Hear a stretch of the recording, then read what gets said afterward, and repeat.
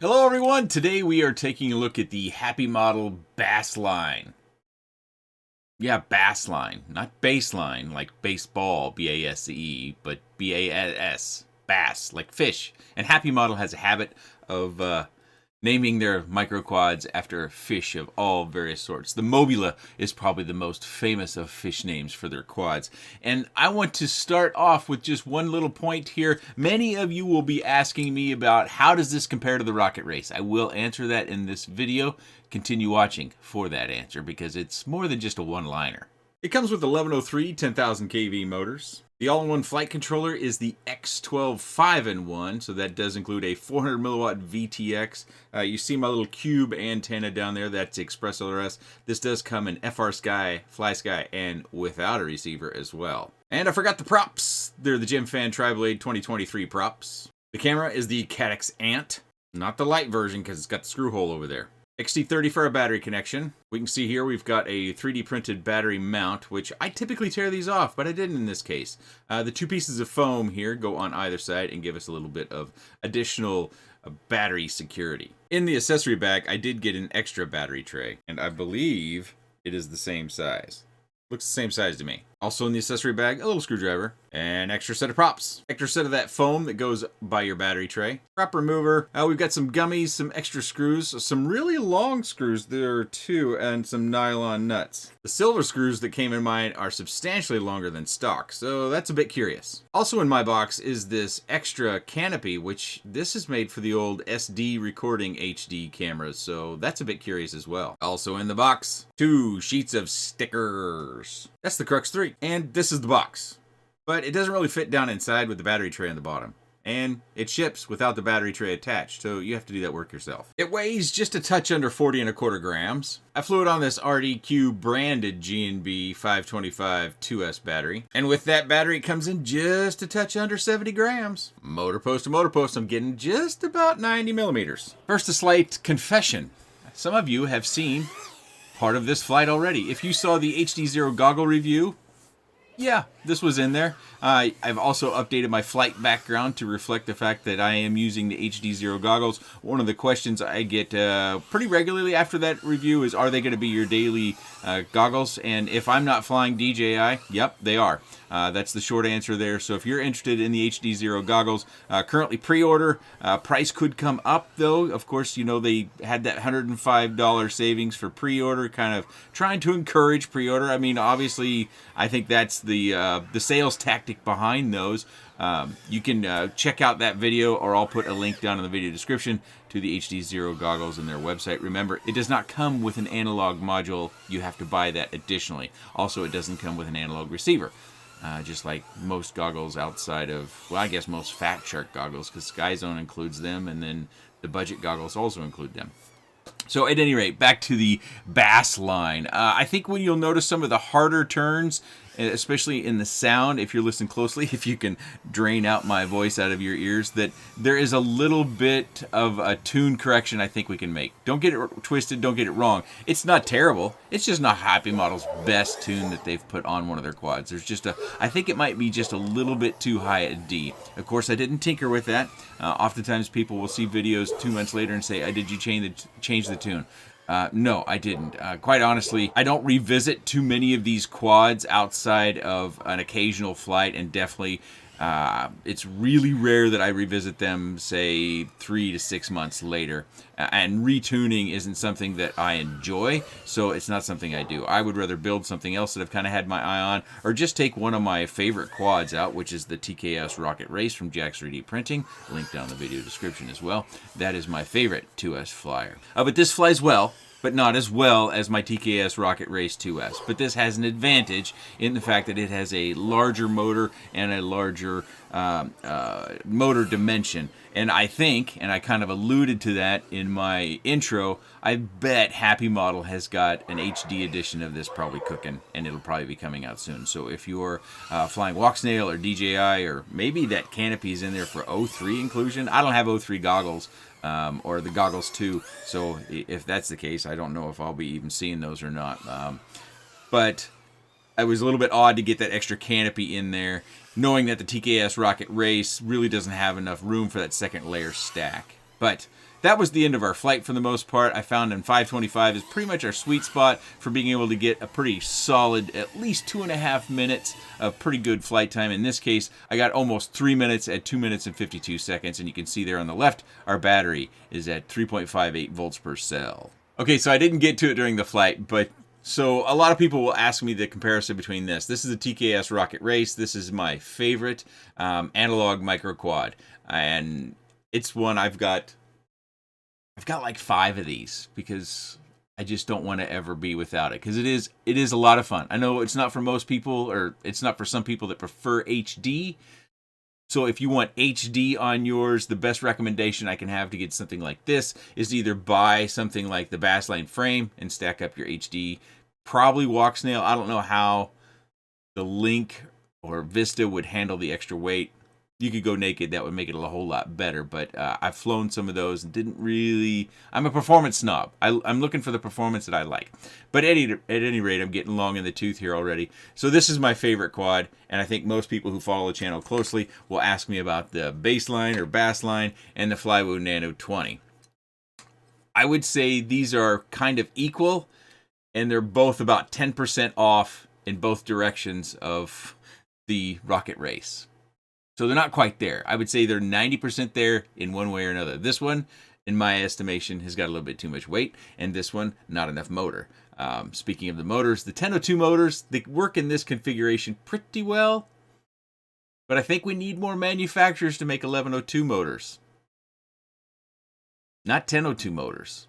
I think 0802 motors handle our 40mm props really well. 1102 motors handle bi-blades and allow us to run tri-blades really well. And you're probably asking, why do they have 1103s? Because HappyModel stopped making the 1102 motors. To my knowledge, the only current manufacturer of 1102 motors is HDLRC in their AOLIS line. And they do make an 1102 10,000 kV if you're looking to make a TKS Rocket Race. So that's an aside of the BassLine. Let's get back down to the desk and let's go over some finer points of this. Before we get down to the desk, some people are going to ask me about this quad. I've got a really long tooth video on it. The problem is getting those motors. You have to move over to the HDLRC AOLIS motors.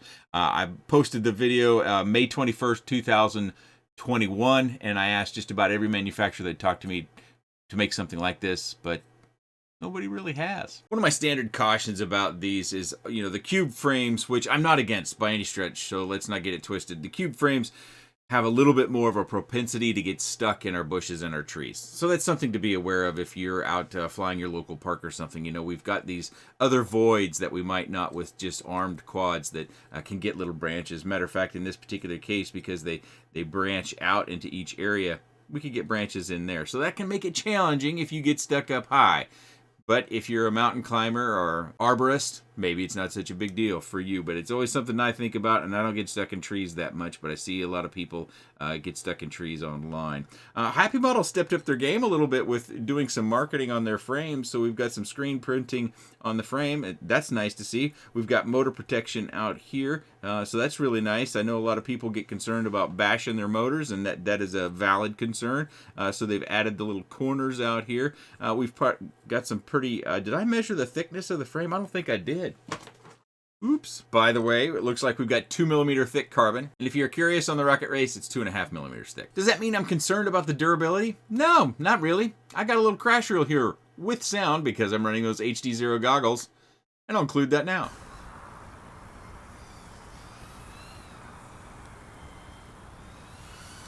Oh, jeez. I wanged it. Nope, I'm stuck in the grass too.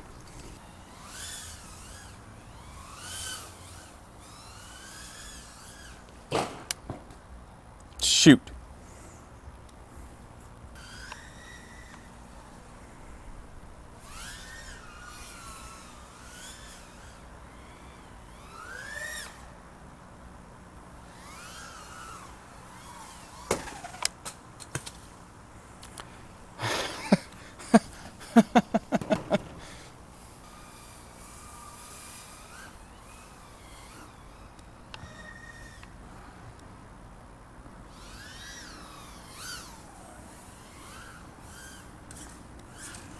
Oh, I almost saved it. Nope, that's not going to work.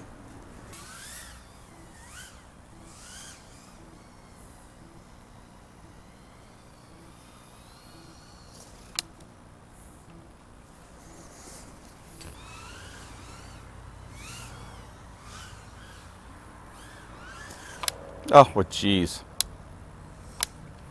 So yeah, I put it through its paces, my typical paces over flying it for a number of days. A lot of my testing with HDZero goggles and analog came outside with this particular quad, and that's why you saw it in that review video. You know, I don't turn over 1 day reviews. I don't go fly something for an afternoon and call it good and fetch out some sort of footage that I can post. I want to fly it and get a feel for it so I can give you my best possible experience with it. So the frame, as you can already see, is fully intact, even with those whacks that it did take. One note that I didn't pull off in the beginning, I added this zip tie relief to the battery lead. That's something that I wish HappyModel would do. I even noted that they typically include, don't they include normally two zip ties, two small zip ties in their accessory bag, but I didn't see it in this one. So in this particular case, I highly recommend give yourself a little wiggle in your battery lead wires and then zip it down to one of these arms with a small zip tie. That can help potentially save any sort of battery slippage. Although I will say, this battery mount, it did work out very well. One, I didn't rip it off. I've ripped off a number of these 3D printed battery trays that are bottom mounted a number of times over the years. It is obviously pretty tight, getting this 525 in there. 450s also work. My favorite Nanotech 45 to 90C, which C rating is mumbo jumbo, but it's a good way you can identify the battery. It does fit in here nice as well, but this doesn't have the efficiency of the Rocket Race, so I had to go to a much larger battery, and hence the weight that is the difference between how those two fly. But this is the size of battery I would recommend if you're asking me, or if you got 450s on hand, they'll be fine too. It is kind of interesting that we've got two down screws and then two up screws, and you may have noticed here before we cut away to watch the crash reel that this nylon nut has come up on this screw. So that's one of those things that you're going to have to check on a regular basis to make sure your screw or your nuts aren't coming up off the quad or the canopy or the screw to where you end up with some sort of component flyaway or getting in the prop and then you end up in a bad crash or in a bad situation up in a tree. And then down here in the bottom, we've got hex, or not hex, I'm sorry. We've got our nuts on those two sides, and then we've got our Phillips screws. The motors take Phillips screws down here. We haven't seen hex heads, although I did buy some off of eBay. They didn't work out very well. They're mismachined, I think. But they also have a little bit of a design factor here when it comes to the frame. Instead of it just being a random or typical cube shape that's all straight, we highlighted the motor mounting. And also, if you're looking at building this frame up, 1104s, I'm a little bit concerned about the 2mm thick frame if you put 9x9 mounting and 1104s on that, because that really jumps the weight up a little bit. You get more weight out on the end. Maybe it's going to be fine. It's relatively thick, especially in this center section, and these are just kind of cross brace sections, so it could be fine. But time will tell as people decide to go with, if they choose to go with this frame and build it out. Just one of those things. I guess I throw out a lot more caution about certain things that I see rather than telling you to do it or to not do it or it'll be safe. I can't say it this time, so it's a concern for me. The USB-C is off the carbon fiber. That's one of those things as your canopy gets hit when you take various tumbles, like I showed you in that video. If the USB is too close to the carbon, it'll bonk, bonk, bonk, and then one day it just falls off. And then you've got no USB access, and that's bad. Always check your screws before the flights. Make sure your motors are nice and solid down there. Make sure that the bell hasn't slipped down or the motors haven't wiggled their screws loose. You know, do your pre-flight checks as you always should. I don't mention that enough, but it's one of the things that can catch us out in this hobby is we don't do our pre-flight checks. Even little things like making sure your camera connector's in there. Obviously, if you fly this FPV, you put your goggles on and goes, "Where's my camera?" Well, then the connectors come loose. That's pretty rare, but it can happen. VTX is over here on the UFL, which is a nice thing. That means if you need to change out your antenna for any particular reason, maybe you fly with others and you don't want to blow them out of the air or cause them any sort of signal difficulties, or you're in a high multipath like metal building or something like that, going with a circular polarized antenna will probably help in those situations, and you can just get another one with the UFL. We've got a screw with our Caddx Ant camera on each side, so you can adjust your camera angle full up and down, but there's essentially no camera protection. There's only camera protection from the sides. So full on, dead on, you're going to smack the camera, you're going to break the lens, and need a new camera. Thankfully, the Caddx Ant cameras, aren't those around $15? Or did they jump in price recently? I'll need to look that up, but It's a very good light nano camera, especially if you don't like the Runcam Nano 3. Press-on props, should call that out as well, press-on props, but 1103 motors and these props do have the ability to take screws.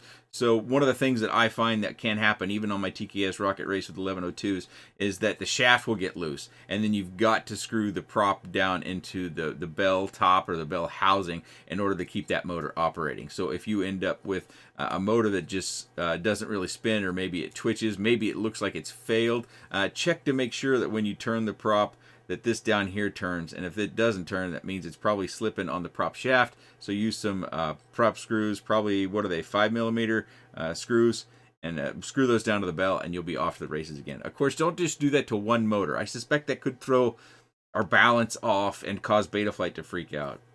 I haven't done that myself. When I've added screws to one motor, I go ahead and do it to all three. You guys tell me, if you add motor screws to one motor, what happens? Does Betaflight just compensate for it? Because Betaflight's really good with compensating for stuff nowadays. Tell me down in the comment section below, please. I'm curious about that. We've got motor connectors for easier swapping. If you want to go higher performance, one of the things that high performance people tend to do is remove the connectors and solder the wires. Gives you a little bit more electrical throughput to the motors, especially if you have had several connections in and out with those connectors. They might wear down like our HDZero connectors do. As I said in the beginning, this does come with FrSky. This also comes in Express LRS. FlySky is also an option on this particular board, or you can get it without a receiver and you can add your own. Maybe you like Crossfire, maybe you like DSMX or Spectrum. You can do that on here as well too. To all those that follow the channel so closely, I appreciate it, but this is still my favorite.